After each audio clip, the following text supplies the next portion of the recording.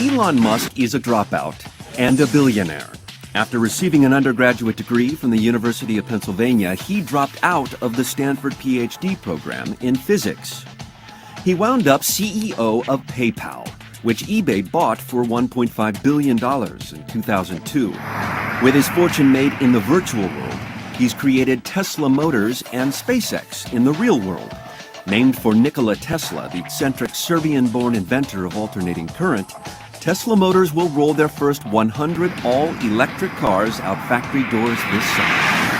SpaceX, one of many new ventures aimed at commercializing outer space, was recently awarded a $278 million NASA contract to build and operate launch vehicles and crew capsules to service the International Space Station and take America back to the moon.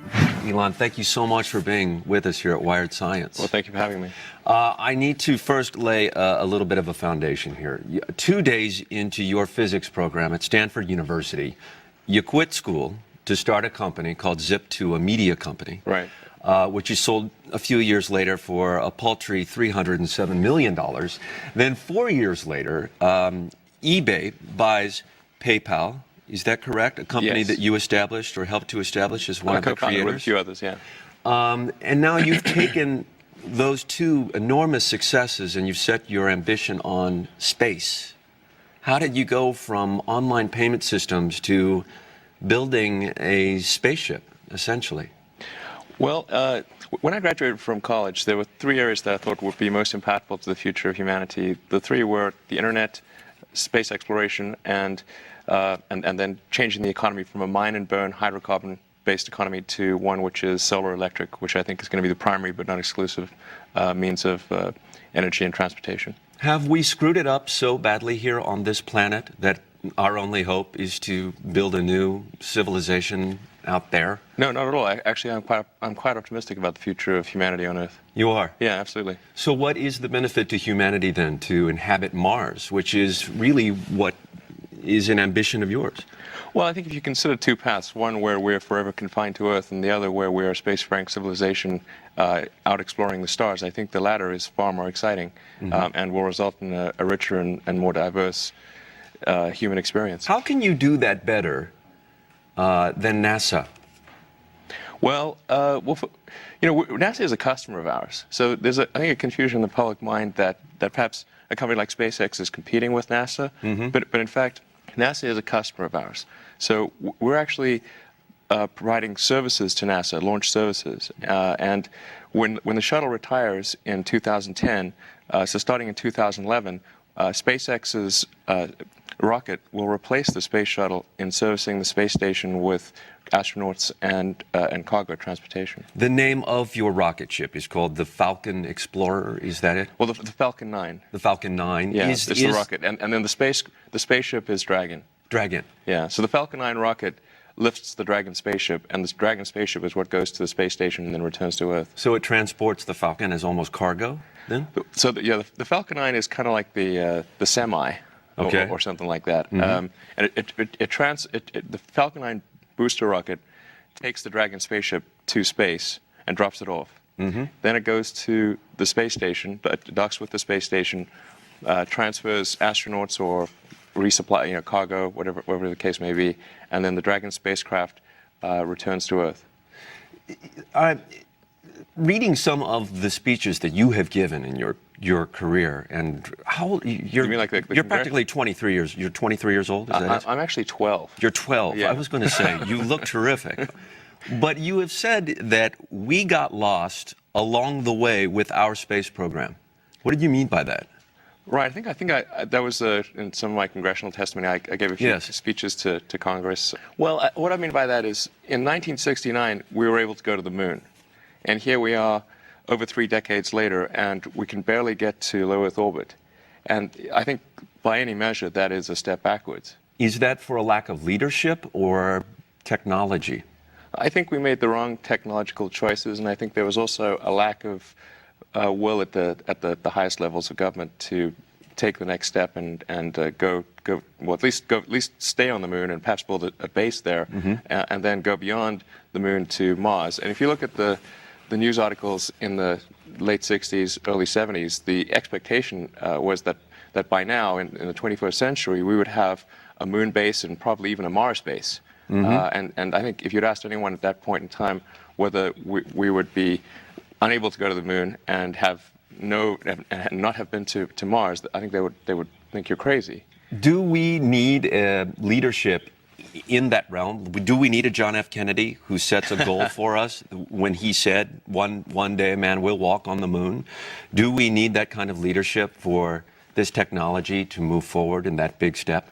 I do think it's very important the president set the priority and determine the goal that we as a nation will aspire to.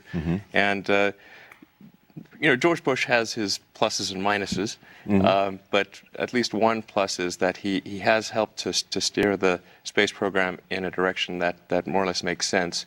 The only thing I would sort of argue with is that I don't think we should be going back to the moon. I think we should be focused on Mars. I think we saw You think that's a mistake, focusing on the moon? I do think we should rather go. I think we should rather be focused on Mars. The moon is kind of like the Arctic. I mean, it's just a very barren place, and very little resources. It's small.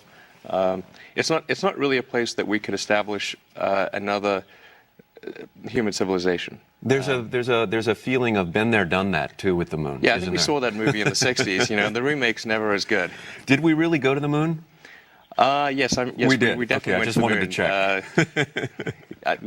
The government is incapable of suppressing a conspiracy of that nature. Of that nature. So, okay, good. This ambition to explore space. Absolutely. As an entrepreneur, there's quite a bit of competition out there. There's Jeff Bezos with Blue Origin. There's Richard Branson with his Virgin Galactic. Right. And I'm not talking about NASA either. There's Paul Allen. There's the European Space Agency and Boeing and Lockheed Martin. The Chinese, the Russians. Let's just throw all of them into the Everyone's same doing sort of competitive field. How is SpaceX different? How do you think you'll sort of surpass them? Well, you've listed a wide range of entities there, and I think the differences are really different depending upon which one you're referring to. Well, let me ask you this question. Yeah. Who is your competition? We have no serious competition.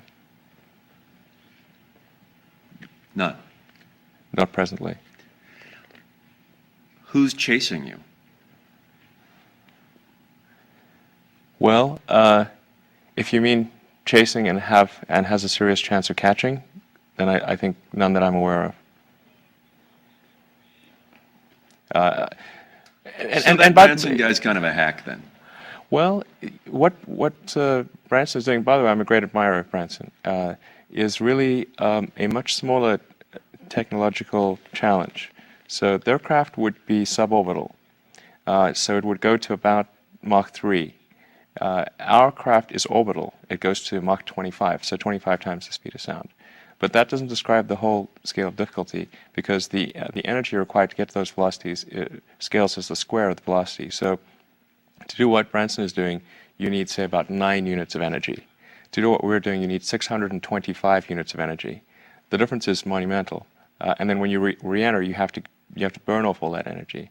So that doubles the problem, really. So I mean, what Branson is doing from a technological standpoint is building something that can cross the English Channel. What we're building is something that can circumnavigate the globe. It's a very different scale of technological difficulty. I still think what he's doing is great. And by the way, I bought a ticket on his effort. You did? Yeah. So I still think it's great, but it's not in the same league technologically. So you're not particularly worried? Certainly not about certainly not about that. No. The things that worry me are we going to make a mistake? Are we, the things that can really hurt SpaceX are, I mean, our own foolishness, our own errors can hurt us, but none of the competition that I'm aware of. Mm-hmm. So generally, you're worried about what's in front of you, not the other guy. In fact, you probably don't think about them in terms of how they criticize you or what they think about you. I don't think there's much criticism. I mean, Boeing and Lockheed, of course, they would criticize, but I don't think any of the entrepreneurial guys would criticize what we're doing. And it's certainly possible, I think, what Jeff Bezos is working on could ultimately, I mean, he does have aspirations to get to orbit and beyond. It's just that what they're doing right now is suborbital and at the sort of lower technology level. What I think about at SpaceX is really entirely what are we doing to ensure that our rocket is going to be successful and that we are truly optimizing the cost and ensuring high reliability. I mean, that's just a very, very difficult problem. And there's a reason why there's an idiomatic expression about rocket science being hard. It really is really hard. So rocket science really is rocket science. Yeah. It looks hard, and it's harder than it looks. What's the big goal here? What's the long-term plan? Well, the long-term ultimate objective, the Holy Grail, is we would like to help make life multiplanetary. That's really what we'd like to do. So establish societies on as many planets as possible? Well, yeah. Well, I think there's only one possibility, but yeah. I mean, even if we can just go from one planet to two, I think that's a pretty big step. And you'll start with? Well, Mars. Mars is the only viable planet. Viable planet. Yeah. So multiplanetary life. Yeah. It's help make life multiplanetary. I think that's an important thing. I don't think your goal's big enough. Ha! Yeah. It's ambitious. Well, like I said, we don't expect to do it single-handedly, but we certainly would like to help make it happen. It's fair to say you've made a fortune. Yeah, I think so, by any reasonable standard, yeah. And, you know, those who work in science probably understand your trajectory, but there are those who are watching who would think, if I made that money, I'd sit on a beach, I'd drink beer, and I would just watch the sunset. Kind of like a Corona beer commercial. Have you ever thought about that as a career option? You know, I find that really pretty boring. So that would be torture. If I had to do that every day, that would really be pretty awful for me. Is there something about startup businesses that really fuels your desire to work? Well, I guess I really need to be preoccupied with something. And if I'm just sort of sitting there relaxing, I can only do that for a very short period of time, and then it becomes unbearable. Although startups definitely have their highs and lows. And there's a friend of mine who has a good phrase, you know, a startup business is like eating glass and staring into the abyss. What is the criteria that you establish for yourself for a startup? You mean why one business over another? Yeah. Well, for me, it's always about, does what I'm doing matter? If we are successful, does it matter to the world? And so there are easier ways to make money than starting a rocket company or, say, a car company. Or even when I started an internet company, because when I started the first internet company, nobody had made any money, and it wasn't clear that anyone would make any money. It was simply from the perspective of the internet being a very important thing and something that needed to be built, and so I wanted to help build it. Well, you touch upon something that's interesting, is that that benefiting humanity is a very integral part of your criteria, no matter what you're starting up. Yes, absolutely. Really? Not everybody has that as a prime interest. No, I think that's probably relatively unusual, although there are many people that I know in Silicon Valley for whom that is a significant motivation. You said in your endeavor here to explore space that we are committed to failing in a new way, if nothing else. What did you mean by that? Just how it sounds? Well, I mean, we're committed to succeed, really. But if we do fail, I would hope that we at least add to the body of knowledge such that those who follow may make fewer mistakes. Now, if Mars were not enough, you are busy here on Earth. The world is not enough. That's right. Where, what? Have you no limits, my friend? Here on Earth, you are establishing a presence, certainly, with Tesla Motors.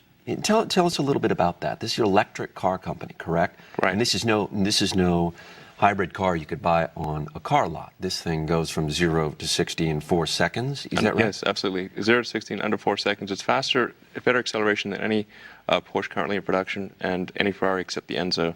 And it's twice the energy efficiency of a Prius. So it's you really have the moral high ground, and you get to leave the Ferrari guy in your dust. So it's hard to beat. Let me ask the obvious. Well, and you don't look like one of those guys who's trying too hard in a Ferrari. Absolutely. Yeah. You don't look like a jerk, You don't an upright banana yellow Lamborghini or Absolutely. Ferrari. There's something I should point out about Tesla, which is Tesla is the first car is a sports car, not because we think the world lacks for a sports car, but because it is the right entry point for the market. If you have a new technology, the right place to enter is high unit cost, low unit volume. Just as when a new cell phone comes out, or a new laptop, or some new thing, it tends to be expensive at first because they're figuring out all the issues, and it takes time to optimize. And then over time, that technology will become cheaper and cheaper. And so the Model 2 of Tesla, and maybe I'm leaping ahead here, but no. Model 2 of Tesla is a $49,000 four-door, five-passenger sedan. And that's going to be obviously a much broader market segment that can make use of that car. And then Model 3 is intended to be around a $30,000 price point, and so that's really affordable by almost everyone who can buy a new car. So the idea is to drive to mass market as rapidly as possible, but only at the pace at which the technology matures. So, is Henry Ford someone you admire? Well, I think Henry Ford made some very important contributions to business, and obviously, moving manufacturing line and that sort of thing. So I think he's certainly worthy of admiration. He was a bit of an odd duck, but certainly noteworthy. But the interest in Tesla is not from the perspective of the world needs another car company. It's more from the perspective of we have a very important environmental problem that needs to be addressed, which is driven by the burning of fossil fuels and the increasing CO2 concentration in the atmosphere and global climate change, which I think is going to be one of the most significant issues of the 21st century. And the only way to really get around that, in my view, is really with an electric vehicle. And then you need to pair that up with a zero-emission power generation method, such as solar power. I think solar power is going to be a really big deal. Tesla is not a hybrid car. Tesla is pure electric. Pure electric. Yeah. So help connect the dots for me. Why aren't we seeing Tesla cars on the car lots then? What's keeping them we down? haven't made them yet. So we're just finishing up the development right now. And anybody can buy this? Yes. How will you? Well, actually, we've almost sold out of 2007 production. So if somebody does want to buy next year's model, they better act quickly. One of the primary complaints about hybrid vehicles is they're not fast enough. You seem to overcome this. You won't have any trouble with this. In fact, really, there's something uniquely better about electric vehicles, which is that the torque response is immediate. So if you want to pass someone, the response of the car is very immediate. It's more fun to drive an electric car than it is to drive a gasoline car. I was going to say that Tesla, the car, the name of the car company, is no coincidence, is it? Explain a little bit about that. Right. The company's named after Nikola Tesla, who was an inventor. He was originally from the area of Yugoslavia in Europe, but he moved to America when he was young, and was an inventor of the AC induction motor, invented a lot of the principles of magnetism. So he was a great man, a great inventor, so the company's named in honor of him. So these cars, the Tesla Roadster, the first issue of the Tesla Roadster, available in 2007. Yes. In the spring, the summer? How do you get on the waiting list? Well, you buy the car. You basically put down a deposit, and we've actually. Can you do that through the web? Yeah, we'll have, by the way, customer centers all around the country. So we'll have one in LA, one in the Bay Area, Chicago, Miami, New York, and eventually nationwide customer centers where somebody does want to see the car in person, take a test drive, or see the car being worked on. We have this idea for the way that the cars are serviced that it should be a really pleasant experience. So we have somewhere between like a Starbucks and an Apple store. So you'd go in and you'd see the cars being worked on behind a glass partition. That would be your car you're watching? Yeah, or somebody else's. Okay. Yeah, but it's really clean. It's really clean, present, bright. There'll be sort of a coffee bar available. We really want to have a very pleasant experience that you don't typically get if you go into a dealership. Have you heard from Toyota? Have you heard from General Motors and Ford saying is the company for sale? Nobody's actually made a formal offer, but the interest, I think one of the biggest values that Tesla can provide is serving as an example to the rest of the auto industry, because right now the auto industry, the big car companies believe that a viable electric vehicle is not possible, and B, even if it was, people wouldn't buy it. So we need to show that neither of those are true, that the technology works, that people want to buy it, and that will be the most effective way of of really driving change in the auto industry is by serving as an example in that matter. And if we were to sell the company to one of the big car companies, I think it would really slow things down. Mm-hmm. You think so? Absolutely. Mm-hmm. You're very busy enterprising the part of your company that will explore space. You're very busy with this car company. Where do you find time to be CEO of two companies that size? Well, I should correct you that I'm CEO of SpaceX. And I'm chairman and CEO of SpaceX, and that is really my day job. So I spend 80% of my time on SpaceX. Okay. I am the chairman and the principal owner of Tesla Motors, but I do not run it on a daily basis. You don't run that on a daily basis? No. Well, that was really the question, was how do you run those two large enterprises on a daily basis? Is it a couple of phone calls to the Tesla folks? How's it going? I'm busy with outer space right now. You guys got that covered? I spend about 2 to 3 days a month on Tesla-related business, and almost all the rest of the time is on SpaceX. So SpaceX is very much my day-to-day job. Mm-hmm. And then I provide product guidance, strategic guidance, and obviously funding for Tesla. Like Steve Jobs, right? So he runs Apple on a daily basis, but he also, has oversight over Pixar. It's kind of like that. Mm-hmm. And in your day-to-day, and this is one of those silly lifestyle questions, but how early do you get up in the morning, and where do you go to work physically? Is it an office? Yeah, I go to work at SpaceX. At the how SpaceX early do you get office. up in the morning? I'm not an early morning person. So for young engineers and for inventors and creators, they can sleep in until 10 or 11? We have no fixed hours at SpaceX, I tend to get up around 7:30 or 8 and be in the office around 9:30. But then I tend to stay till about 8 p.m. Okay, college students across America are saying, "Oh, drats!" I thought he was going to say like noon. But then you go into an office and you sit with in a separate office away from those who are working, or do you sit with them? No, I just have a cubicle at SpaceX. You have a cubicle? Yeah. And are you surrounded by your colleagues there? Yeah, absolutely. What is your hope in terms of the impact you will leave on culture, this civilization, this world, global civilization? What is it that you hope to leave here? Well, I think what I'd like to do is help solve some important problems. So I think in a small way, I helped build the internet, and then with respect to the global warming problem, the transition from away from oil and other hydrocarbons to something which is clean and sustainable, I hope to have an impact there. And then with respect to space, I hope to have an impact in helping make humanity a multi-planet species. Elon Musk, thank you so much for being with us at Wired welcome. Science. Let me get it straight, CEO of SpaceX and chairman of Tesla Motors. Yeah, I got other titles, but that's about right. I think that you're doing pretty good. I think you've done very well.